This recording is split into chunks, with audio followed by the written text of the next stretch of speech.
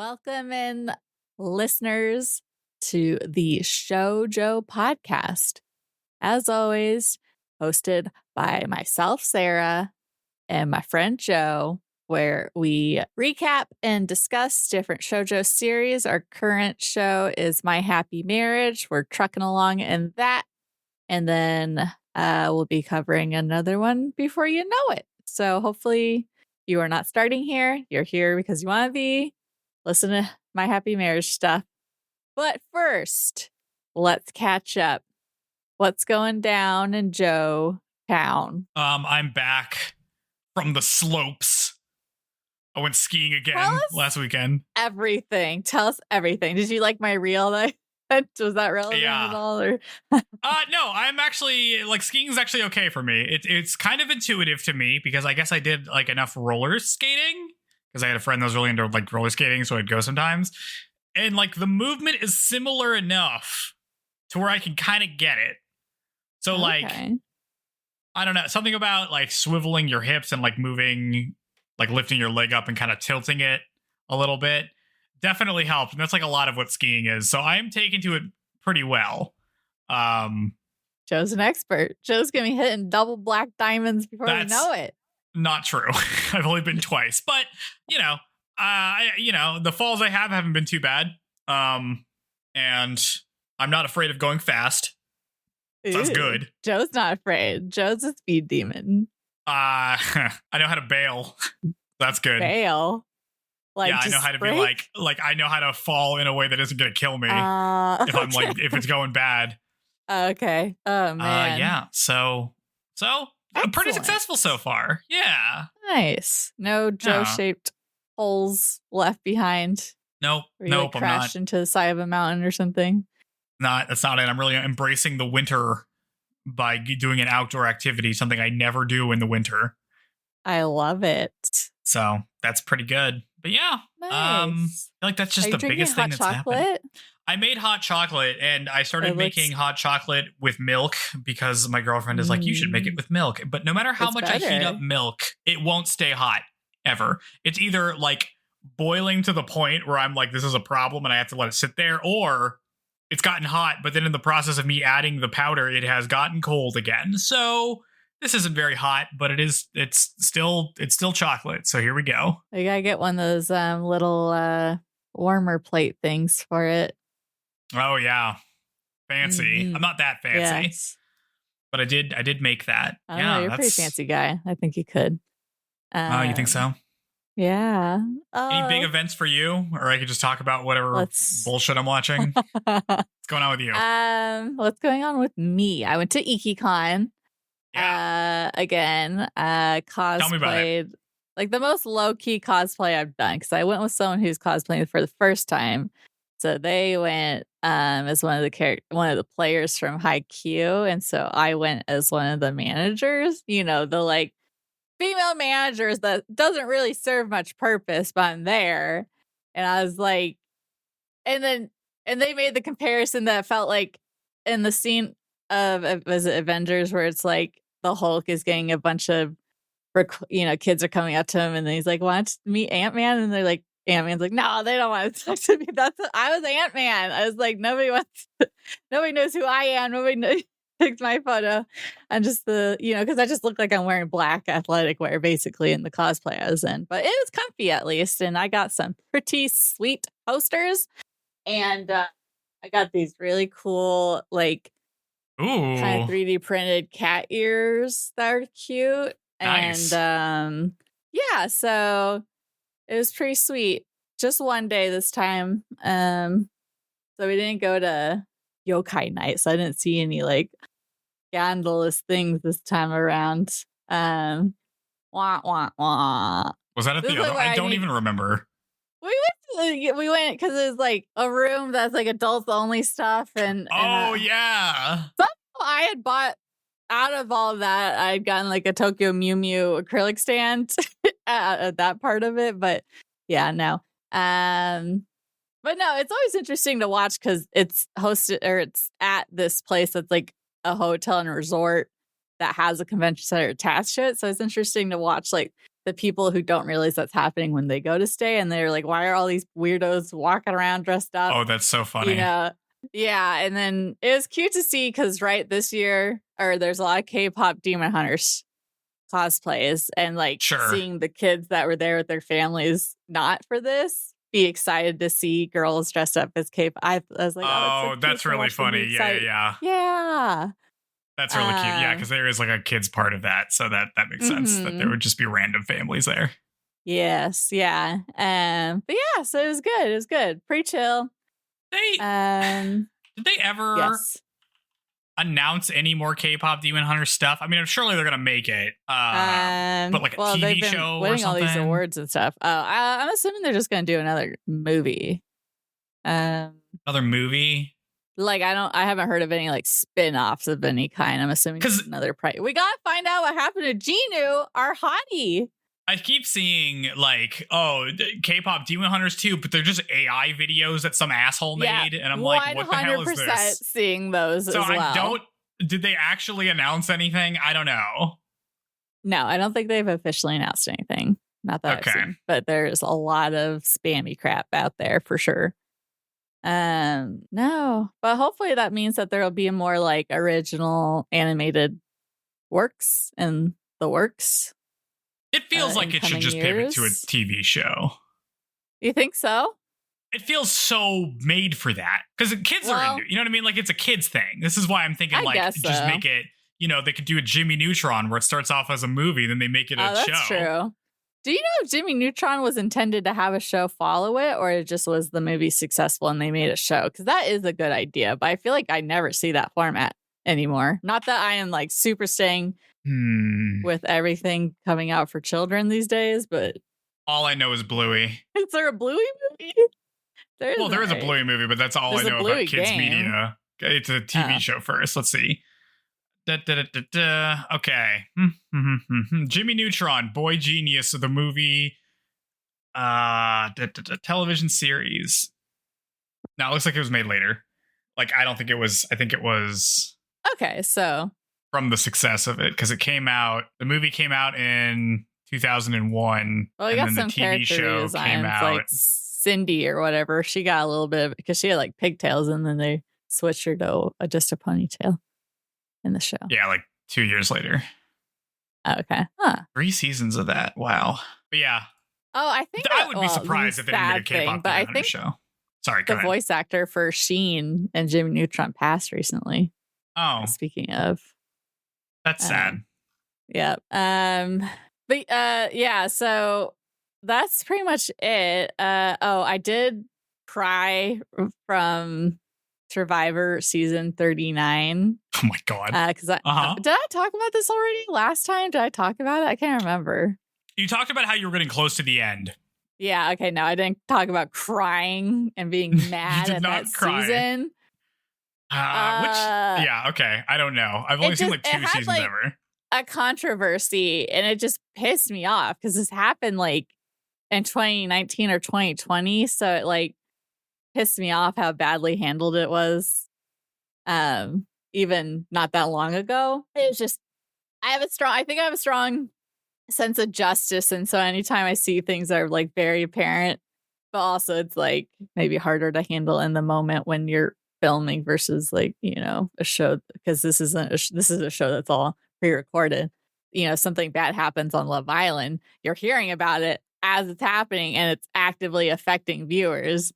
Like, so viewers can have more of a say if they like people have been booted off Love Island for like having said something off the show that is kind of controversial, because then maybe people are going to be like, I'm not going to watch it if you don't boot it, because they have control over it. But Survivor's all pre-recorded and then they release.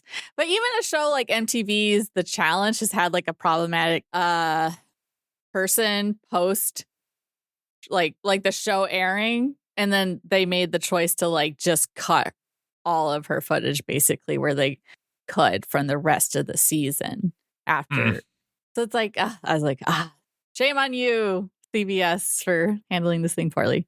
Anyways, I was like feeling emotional last week, I guess. I am nearing I'm in Act 3 of 3, I think, for Clair Obscure Expedition 33. Okay. And my mind, I hit like a big plot point because for like 20 minutes of straight cutscene, I was like, what's happening? I don't understand. I'm not smart enough to, what is happening? Like, so that's getting exciting. And yeah, that's Cool.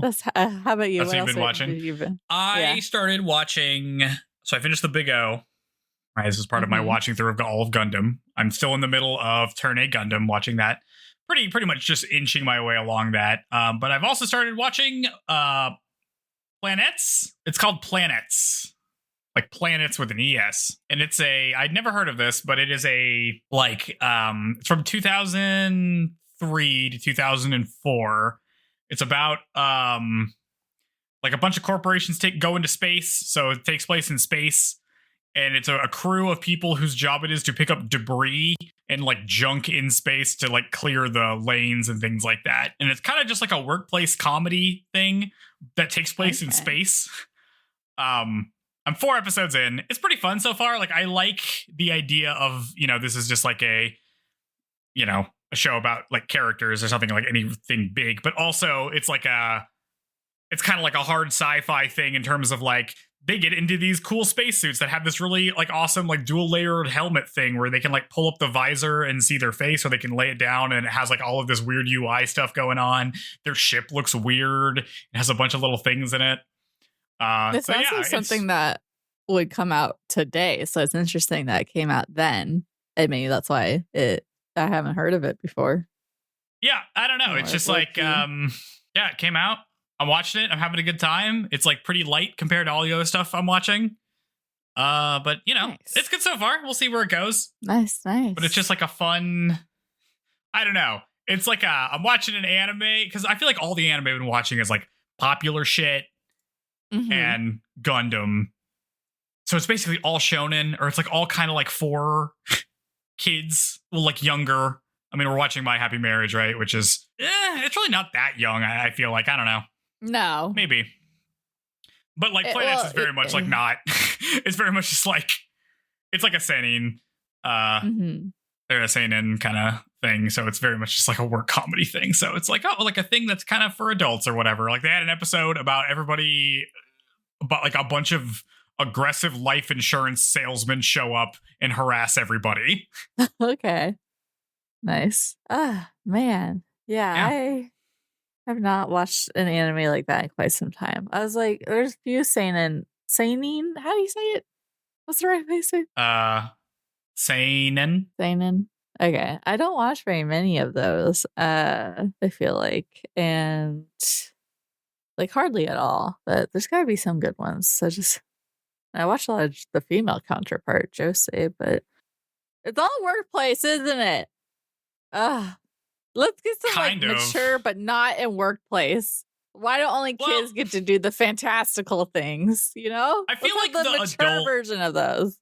I feel like the adult genre categories, like seinen and josei, are weird because, like, it's a lot of like adult workplace stuff for adults, but also it's just like whatever kind of doesn't fit into any other category goes in there. So it can really be anything. Like I think Witch Hat Atli Hair is a seinen or something. Yeah, or it's like it seems whimsical enough that it wouldn't. Well, I'm not as familiar with that property, but like it doesn't seem like it would be. I mean, I think this is where like it has a lot more. When it comes to the adult stuff, I think it has a lot more to do with like who's publishing what stuff and who has connections in the industry to publish what stuff, as opposed to like what the actual content is. Because like Shonen has like Shonen Jump and stuff like that, and it's like very structured, and there's kind of a way to get into it and like a way to do certain tropes and things like that. And same with shoujo, but I feel like that's just less true in other stuff. Yeah, just base the whole premise of our show on a antiquated well, we're mostly watching old stuff, or we're kind of alternating watching old stuff and new stuff. So we're seeing how antiquated it is and how much we live in trope land. I kind of want to add, there's like, or maybe here's Shallow Sarah. On the shoujo subreddit, I saw a screenshot of a hot guy from some old shoujo called please save my Earth or something. And I'm like, that kind of, oh, there's a Hawkeye. I'll watch it, tell me more. Okay. Yeah. Yes. Yeah. I don't know enough about this industry to really say things about it. Yeah. But weird. Interesting stuff. But yeah, anyway, Planet's pretty fun. I'll probably check in more as I watch it more. As we switch gears to talking about My Happy Marriage, I will say, we had a comment on YouTube saying that a lot of things were better explained in obviously, but in the light novels, like things about Kyoka's dad not knowing that she was an Asuba, and it's like much more context than what we get here. But it's like this is another casualty of only 12 episode seasons. Yes. This is just not benefiting from the format. I don't think, but this is just a peculiar show, honestly. It looks yes. Or if you're nitpicky like me, I haven't. I did see the My Happy Marriage light novel at some of the vendors at IkiCon. So I wonder.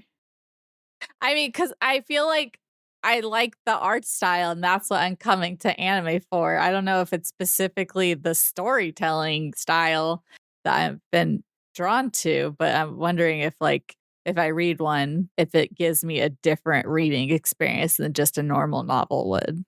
Should probably give it a try at some point. Maybe if I find one at half price books, I'll get a read. You're not going to check one out from your local library? Oh, should I? They got to have it, right? They have everything at the library. I haven't been to the library since I was 12. I did enjoy having a library membership, though. It was fun. Huh. I liked it. I was reading Heartland and like American Girl or something. It was good. Wow. You could go back to that. I could. I would search my library, but I have to log in, and I'm not going to do that. Well, maybe that's a thing we could do. We could read light novels. I don't know if I want to do that because I'm already in 2 book clubs. You've got enough on. I'm backlogged in reading as it is. Reading takes so long, and this new book we're reading for my second book club, it doesn't has the weirdest cadence. Like something about reading it just kind of melts my mind a little bit because it's very British. Oh, okay. But I'll power through. You just got to power through. That's the difference. Is that when you're watching something, it just happens, so you can just kind of have to sit there. But when you're reading, you have to actually do it. So you have to power through. Yeah. So I just need to power through. You can do it, Joe. I can do it. I can keep up with all of my activities and not give up any of them. New Year's resolution. Now having a new relationship too. Let's just New Year's resolution. Speaking of New Year's. Guess what the title of episode 7 is? It's a New Year's commotion, which is not the same thing as a resolution.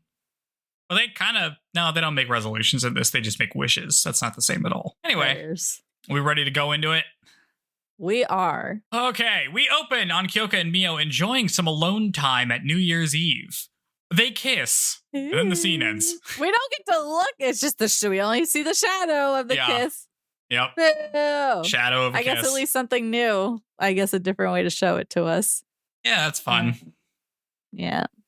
Elsewhere, Takahito meets with General Okaito to discuss about the recent events. They need to bury the fact that the Emperor has disappeared, which I guess he's disappeared. I guess they did actually kidnap the Emperor. Yeah, because we thought it was like an illusion thing, but I guess they actually did. But they just didn't care? I don't really understand. They went to the estate where he's being held, and then they decided to go back to get Miyo, because I guess the Emperor doesn't actually matter. The Emperor.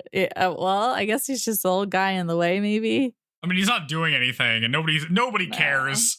Obviously recovered from his injuries just fine. Yeah, anyway, they talk about how things are bad, I guess, and that as part of Takahito's premonition, somebody's going to need to be sacrificed. I wonder if it'll be Arata as we cut to him. It's the next day, and Kyoka and Miyo go to a temple to pray for the new year. There's some festival stands and stuff where people sell things, and it's a pretty good time. If you've ever been to a temple, it's like that. If I lived in Japan or grew up in Japan, that'd be I would just want to go to all of those. I'm a sucker for any kind of stall selling any kind of little knickknack. I love looking at everything. I mean, that's why I like conventions, I guess. But what about farmers markets? What a fun little date! Go go and do those things together. Yeah. You going to So any I farmers like that markets? they're I like that. I've gone to one or two. The problem is those are outdoors, and I live in Texas. They are outdoors. They're also usually in the morning. Yeah. Too early.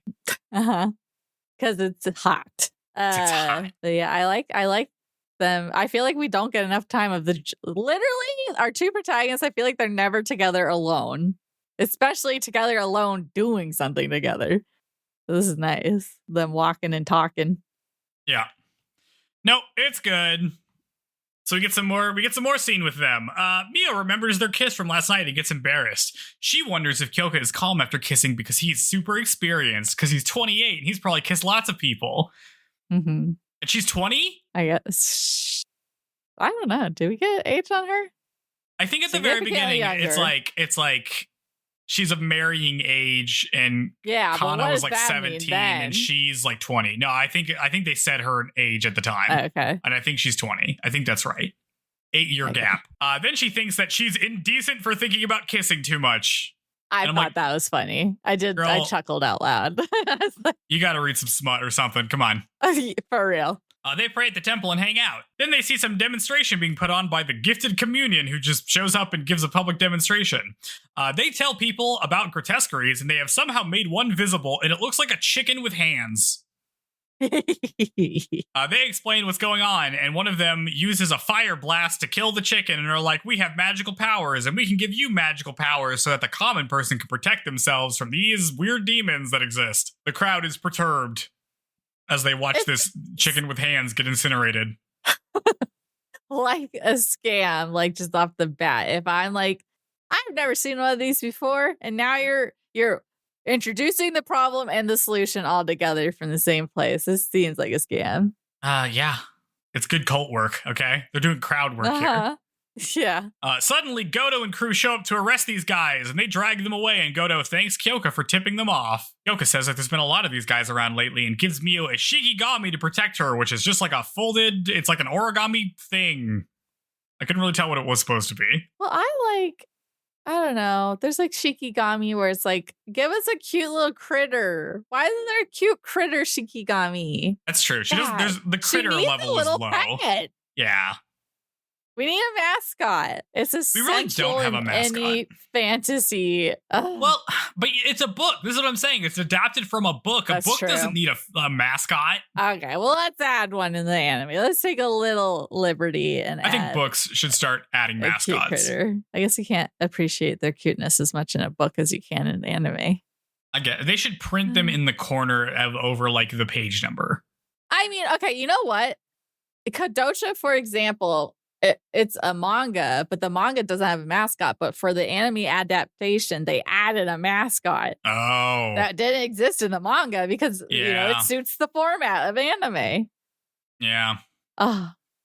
No, we don't have that. She just gets this thing and then we never see it again. Later, Kyoka, Goto, and Okaito meet to discuss the Gifted Communion. They decide that they need to protect Takahito and Miyo since they're the strongest gift users there.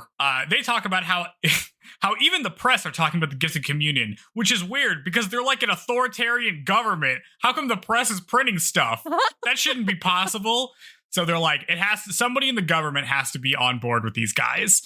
So there has to be a traitor on the inside, they say.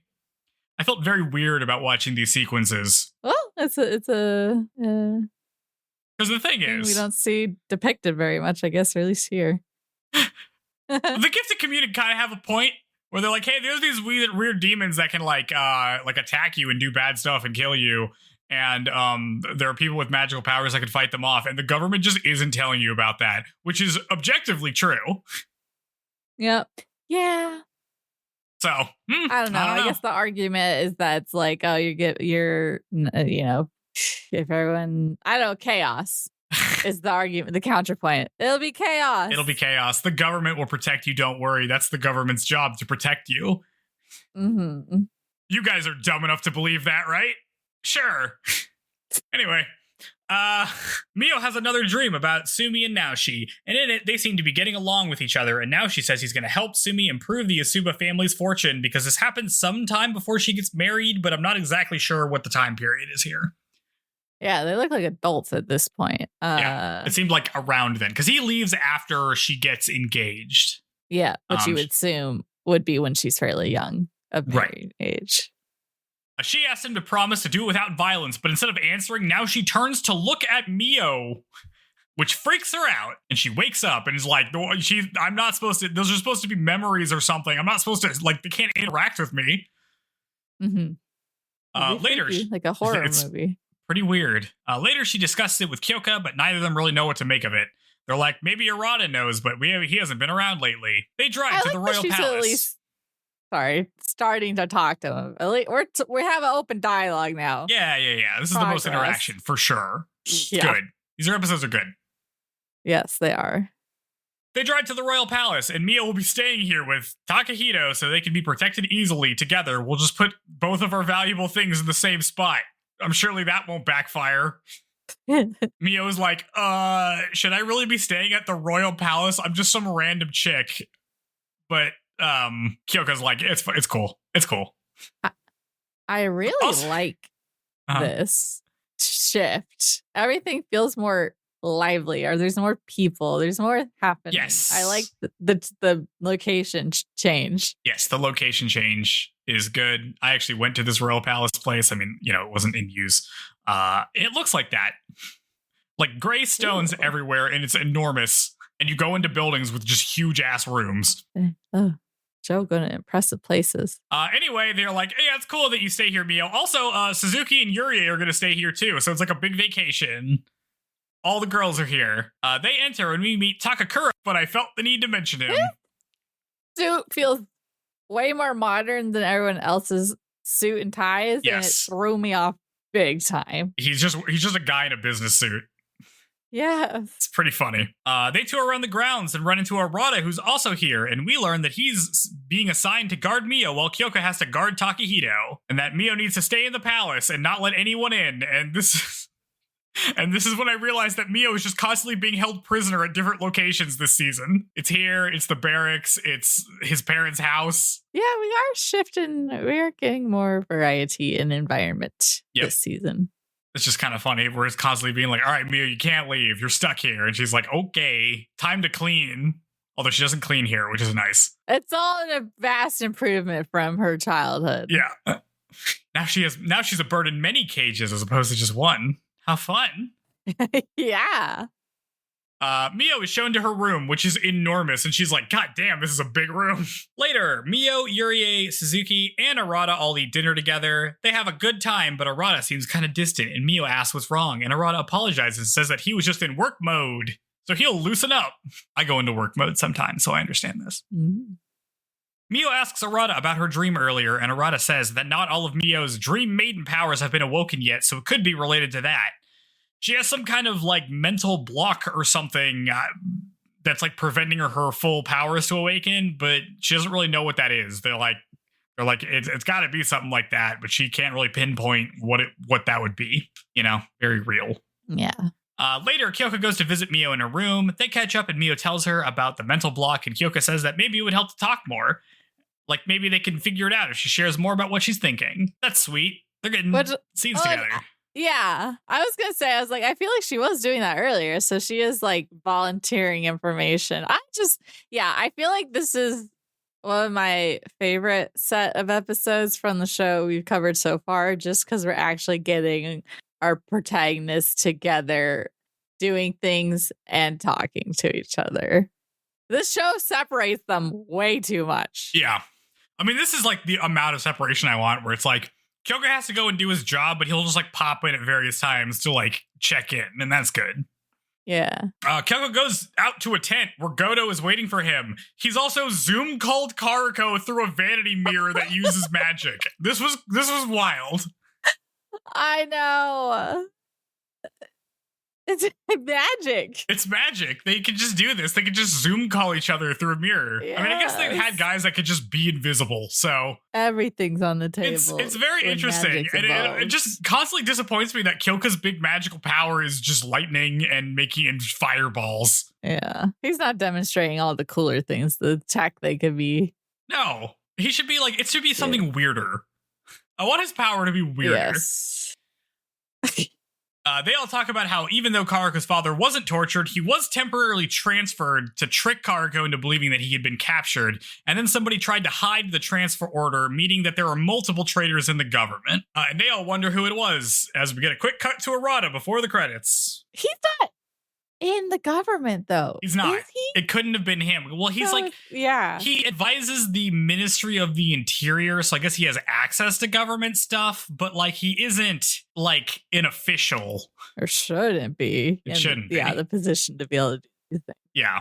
So I don't know. But yeah, obviously Arata is going to be a fake traitor. We're signaling that so hard. Yeah, for real. Which is fine. He's also going to be sacrificed, so get fucked, Arata, I guess. Oh. You think so? Yeah. Okay. Yeah. Oh, I think I like this next episode even more. Oh yeah. To get more. We get good stuff in the next episode. Which I guess we'll just talk about. Episode 8 is called An Evening Banquet in Distant Snow. We open on General Okaito and Kyoka talking about how despite the high security, there's still going to be a meeting amongst the government department heads. And they suspect that one of them might be a traitor, but only Takahito and Takakura will be present in the meeting to sniff them out. If you're going to have an assistant, make sure their name is similar to your name so that people get confused. We cut to the meeting and we meet a bunch of old guys who are the ministers of various departments like education and communications.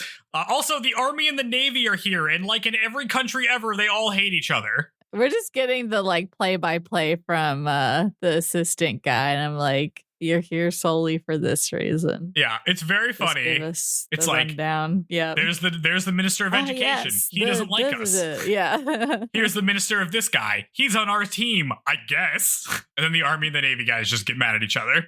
They all talk about how the Emperor got abducted, but nobody seems to give a shit about this at all, and they just use it to jab at each other instead. It's so funny how they don't care. Maybe just sucked overall, like not just when he got all hung up on the dreaming and stuff, but maybe it's just bad. Nobody gives a shit about the Emperor. They're like, he got abducted, and they're like, well, that's your fault. And they're like, well, that's your fault. And it's like, nobody cares. No game plan to reacquire him. No. Save him. I think we're learning that the Emperor is fundamentally unimportant. So it's like a waste to go after him to begin with then. He's sweet, just saying. Yeah, I guess so. I mean, it is funny to be like, I'm going to steal this guy that nobody cares about, but it's going to be a problem for all of them. Like, they can't just ignore it. Mm. They all talk about the get to communion, and the Minister of Education says that they should rally behind Takahito, and Takahito says they're going to have to ready their defenses and just wait around for a while. So I guess they are just going to do nothing. That's a good plan. Good plan. Turns out the Emperor doesn't matter. We don't give a shit. He's gone. Elsewhere, Miyo is invited to a ladies' night with Hazuki, Yurie, and Takahito. And Takahito says they can call her Miss Takako tonight. So we're doing some stuff with gender. Yeah. Well, I was like, I assume this is just like, I want to hang out, but it's ladies' night. So I'm just going to assume that I'm a lady today, but but it's a character that like wears makeup and stuff, so I'm not sure how to interpret this. I believe this is our gender fluid queen, I think is what's going on. And we're moving that dial to feminine tonight because it's ladies' night. Yeah, I loved it. Again, watching the dub just because it was easier to find online, and like just like ladies' night is like a brand new concept. Was fun to watch. Yeah, Miyo be introduced to. They also Zoom call Karuko, who's already a few drinks ahead of them. I love that Karuko just gets to be here because we could just bring her in. I know. It's like it doesn't even matter the whole stuff we went with. Yeah. And like, oh, I had to earn your friendship. Nope, we're in. Yep. Nope, she's cool. Everybody thinks she's cool. She's hanging out with the Emperor's son, who I guess is the Emperor now. Temporarily. Whatever. Yeah, not a lot of formality around who can hang out with that individual, huh? Nope. Just everyone. You can just do whatever, you know? Freaking maid is here, yeah. They all hang out and drink, except Miyo, who gets juice.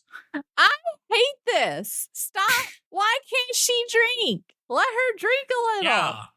Let Miyo get drunk. God. What are we doing? I know. It's going to be so cute because she's going to, I'm like waiting. It has to be a plot point at some point that she finally gets her hands on some booze and then she's all cute. And then Kyoka's like, this is dangerous. It was right to keep you because I can't have anyone else see you be this cute. Blah, blah, What blah. if she starts swearing a bunch?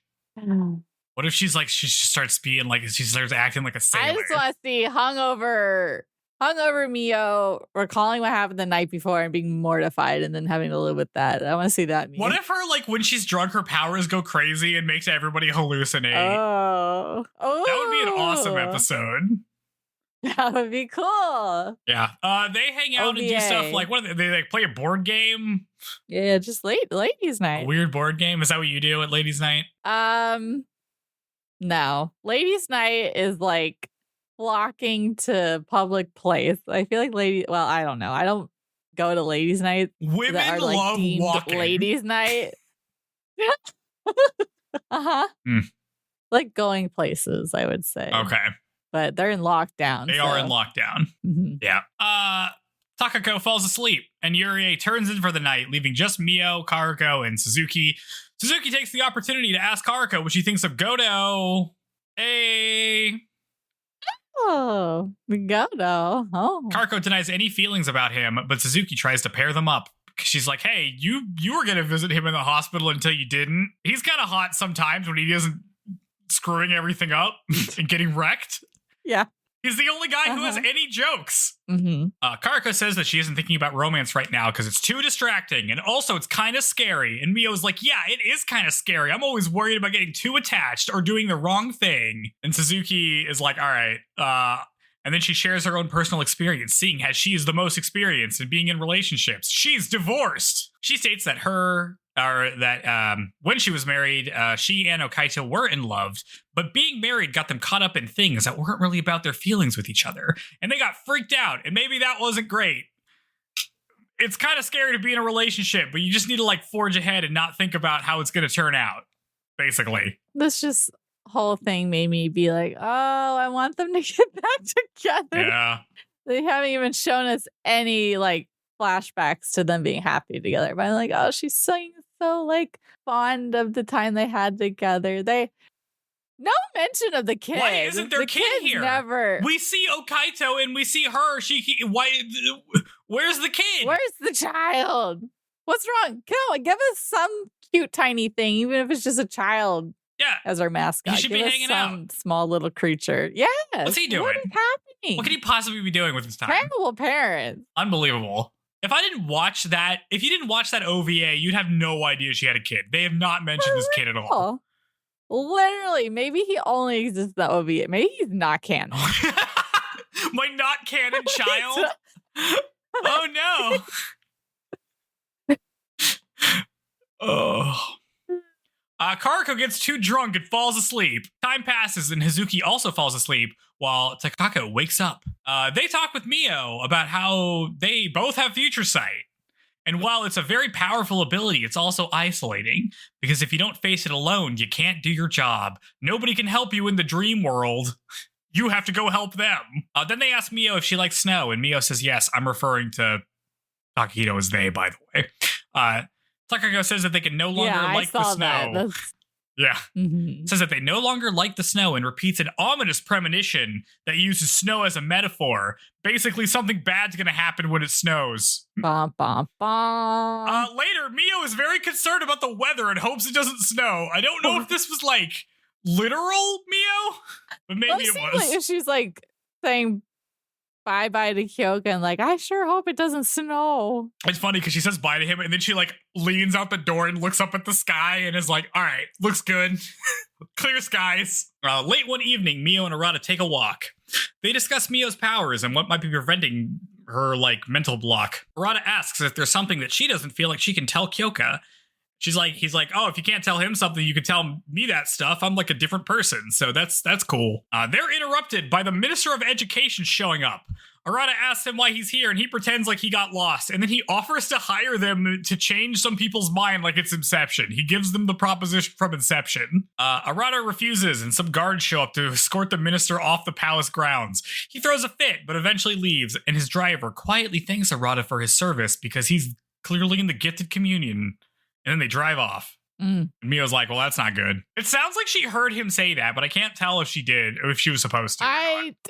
Yeah, because normally you'd like, it would be like you just see them whisper and then there's like a flashback to reveal what they said to imply that only they heard it. But like this is, I feel like the first time I seen it where it's like whisper, whisper, and we as the audience and possibly Miyo both hear it. So it's hard to interpret if it's she heard it or not. Yeah, they need to frame this better because it's like we hear the whisper and then we cut to Miyo looking concerned, but she's like facing them. If it would happen when they had like turned away or like she turned to look back at him looking concerned, I'd be like, oh, she didn't see that. But now I'm just like, did she just witness that happen? I don't know. She also always looks concerned. She does also always look concerned. That's true. Later, Kyoka and Miyo talk about that situation, how weird it was. Then they go to the room and see that it's been made up so that there's a 1-2 person futon instead of whatever it was before. It's just like when they were at his parents' place. Yes. Take 2. Yes, but this time Kyoka's like, all right, Takahito definitely did this on purpose to like mess with me because it wasn't like this the other day. Kyoka offers to sleep on the mat, but Miyo won't allow it. And then they bicker about who's going to sleep on the floor before deciding that they're both going to sleep on the futon like adults. Come on. They get in the futon, but face away from each other. Kyoka asks if anything's been bothering Miyo, and Miyo asks if Kyoka ever thinks his job is hard, and he says not really. A very funny exchange. He's like, some tasks are hard, but overall, it's not too difficult. Even though you're like, I didn't even want this job to begin with. I was forced basically into this job, but no, nothing's wrong or everything's a piece of cake. I really wish he would have been like, oh, my job's not too difficult, except one time I got trapped in like the demon hell blood forest and you had to come save me. That was pretty bad. No, that would be slight humor and he does not possess that. Then Miyo asks if he's ever had romantic feelings before, and Kyoka says that throughout his life, he never really had any romantic feelings, but that's probably because he was intentionally putting them out of his mind. He asks if it's off-putting that he's like not very romantic, and Miyo says no, and then they turn to look at each other, and Kyoka affirms his feelings for her. Then he leans in to try to kiss her, but she turns away, apologizing, and she's like, it's too much. We're in a bed together. You're gonna kiss me. That will be my 3rd kiss ever. Kind of heavy. And he's like, it's cool. And then they go to sleep as we cut to credits. Yeah. Well, I like that. I mean, she's scandalized by herself for thinking about the kiss so much. So I like she put a boundary. He's fine. He's not totally dejected by it. But I wonder what Miyo's mental block is. Is it that she won't kiss her fiance? Okay, how about here's my question. When's the wedding? They never talk about the wedding. That's true. When is that happening? It's true. I don't know. Like the 5-year engagement or something. It's a long engagement, it feels like. I mean, I guess they're constantly under threat. Well, they've only been together a few months. This is probably the worst possible time to have a wedding, to be honest. So I get it. I do like the implication that like this season's gonna be solved by Miyo and Kyoka making out so she could get over her mental block. That's pretty good. You think that's how the season's gonna end, with a sloppy makeout? No. Imagine if it did, though. No. Come on. Maybe they'll actually say they say love to each other. They make out and Miyo goes like Super Saiyan 2. And her hair turns like gold and she glows. That would be good. I would like to see, like, we're getting more of her at least have. It's sad that I'm like, look, we're getting more of Miyo. It's just Miyo actually talking to people. But, like, that's a big improvement. But still, it's like, she is still a bit like a, passenger in her own story at this point. So I'm like, would really like more like gusto or like, I don't know. Is like the whole story always going to be her being unsure about something, or are we gonna get like Miyo knows what's up?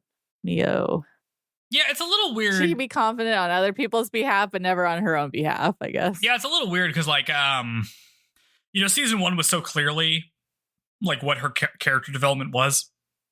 Whereas so far, I'm not totally sure what her like character development is in season 2. I mean, the beginning stuff about her like dealing with Kyoko's mom, that was pretty evident.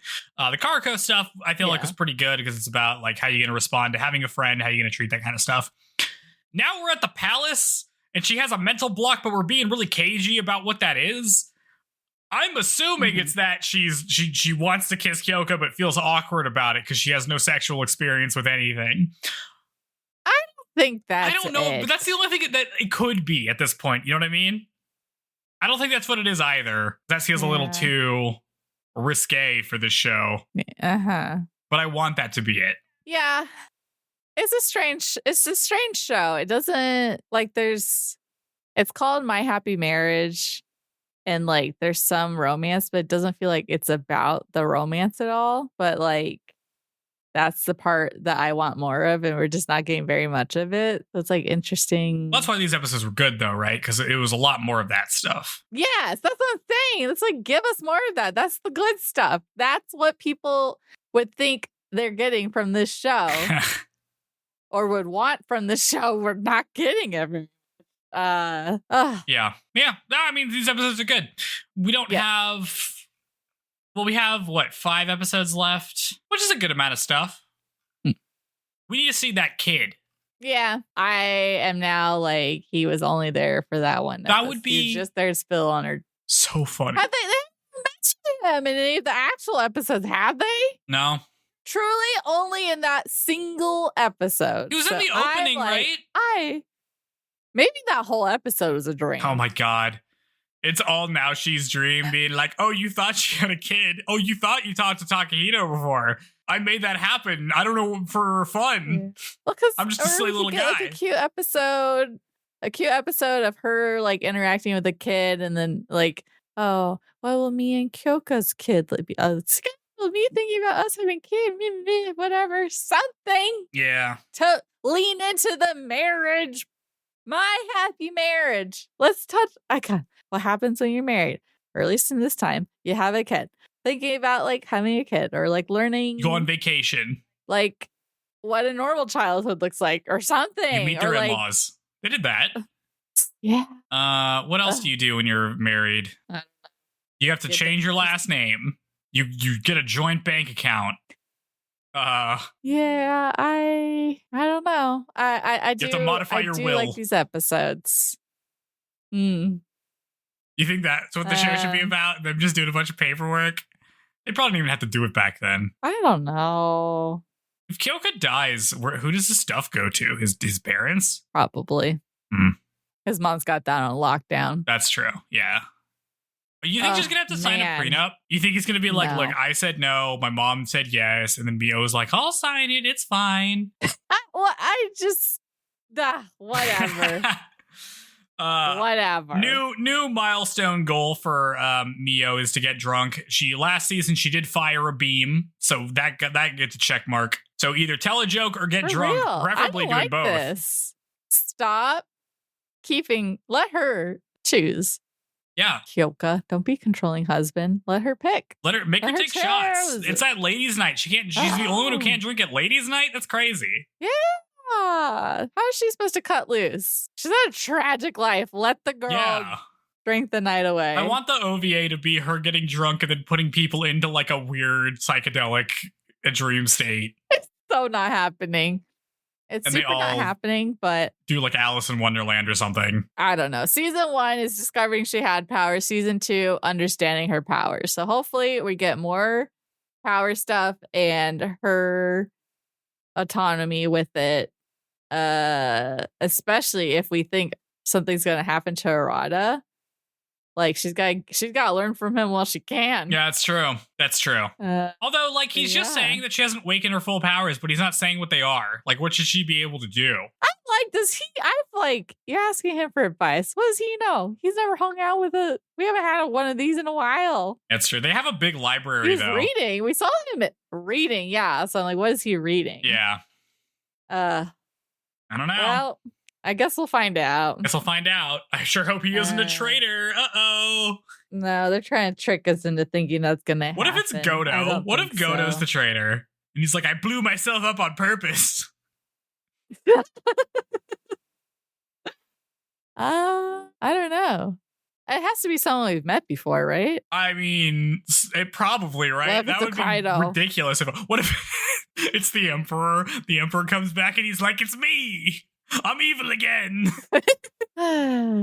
How did he not blow up? I still just can't get over that. I thought, yeah, I guess he just, whatever. Don't ask questions. Miyo blows up the Emperor is such a big part of season 1 for me. It's so important that she blows up the Emperor.